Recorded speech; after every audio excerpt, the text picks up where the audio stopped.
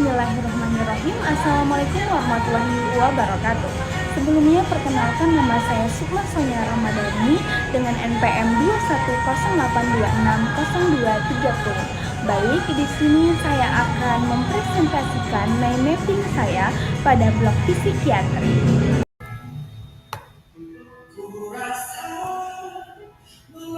Baiklah, di sini saya akan memaparkan beberapa materi pada blok psikiatri pada tugas mind mapping ini, yaitu saya akan membahas mengenai gangguan tidur.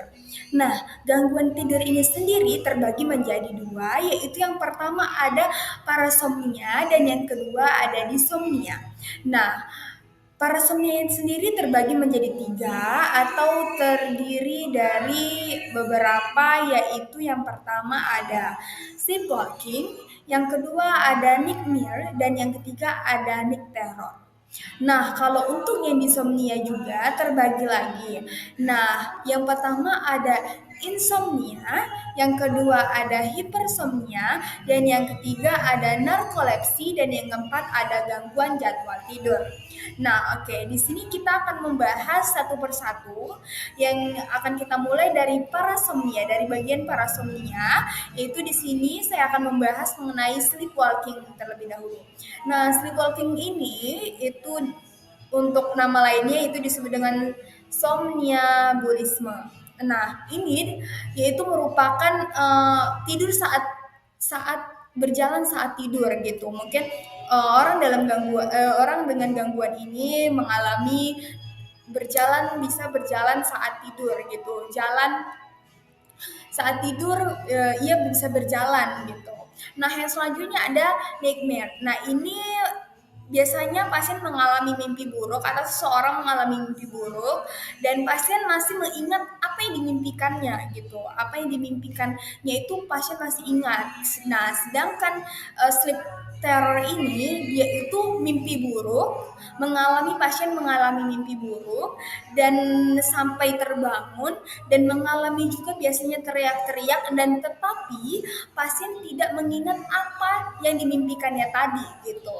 Nah, dari parasomnia ini, dari beberapa parasomnia ini, dari sleepwalking, night mirror, dan night terror ini, untuk tata laksananya bisa kita berikan sama, yaitu pada obat golongan metilpenidat. Nah, metilpenidat bisa kita berikan kepada pasien yang mengalami gangguan tersebut. Oke, selanjutnya pada bagian disomnia. Nah, disomnia ini tadi kan terdiri dari 4. Yang pertama di sini kita akan membahas mengenai yang pertama ada insomnia. Nah, insomnia ini sering kita dengar gitu. Nah, tetapi insomnia ini terbagi lagi menjadi 3. Ada 3, yaitu yang pertama ada early, yang selanjutnya ada middle, dan selanjutnya ada late. Nah, apa sih perbedaan mereka gitu? Apa sih perbedaan satu persatu? Oke, yang pertama ada early. Nah, early ini biasanya pasien sulit memulai tidur, pasien sulit untuk memulai tidur biasalah terjadi pada anak-anak muda gitu, anak-anak remaja gitu.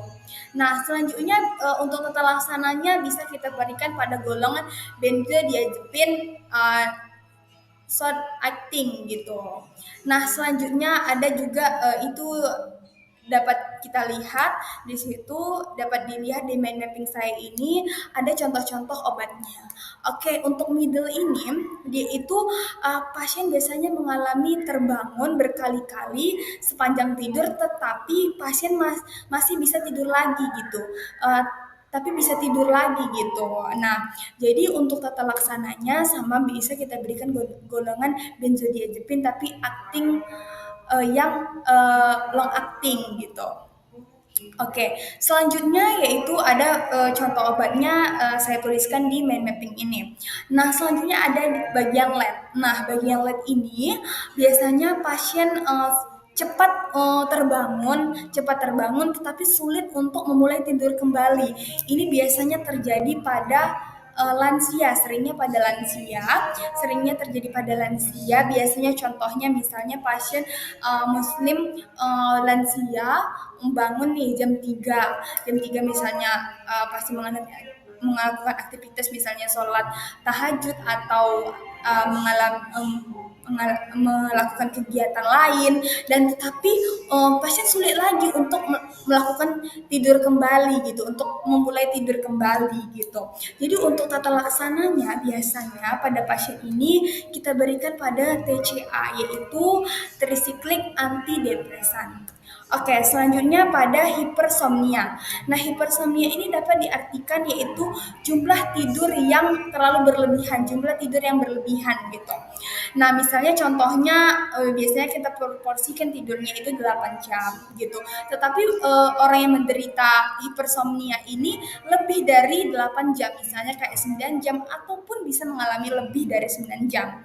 Oke, selanjutnya ada narkolepsi. Nah, narkolepsi ini itu biasanya pasien mengalami tiba-tiba tidur tetapi tanpa ada serangan mengantuk gitu. Misalnya ini berbahaya juga untuk kayak orang-orang yang nyetir atau apa gitu kan, misalnya dia tuh tiba-tiba tidur tetapi tidak ada tanda-tanda untuk mau tertidur sebelumnya gitu. Oke, jadi untuk tata laksananya kita bisa berikan metilpenidat juga. Oke, jadi itu beberapa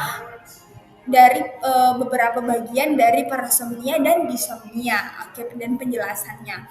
Oke, jadi untuk tata laksana secara umumnya itu ada yang kan tadi untuk yang farmakologinya sudah saya sebutkan beberapa, dan juga untuk yang ada juga bisa kita lakukan terapi non farmakologinya. Jadi ada beberapa di sini, yaitu ada namanya higien tidur atau higien tidur. Nah, biasanya ini kita anjurkan kepada pasien untuk melakukan higien tidur. Jadi apa artinya higien tidur ini? Jadi higien tidur ini biasanya misalnya pasiennya kita suruhlah untuk melakukan higien tidur ini dengan seperti misalnya tidurnya itu pasien kita bisa suruh mulai dari jam 10, dan jam 10 ini biasanya sebelum itu kita suruhlah pasien untuk bersih-bersih terlebih dahulu. Misalnya yang muslim kita suruh untuk melakukan sholat isya terlebih dahulu gitu. Jadi untuk bersih-bersih terlebih dahulu, untuk nanti misalnya kita suruh berbaca doa sebelum tidur,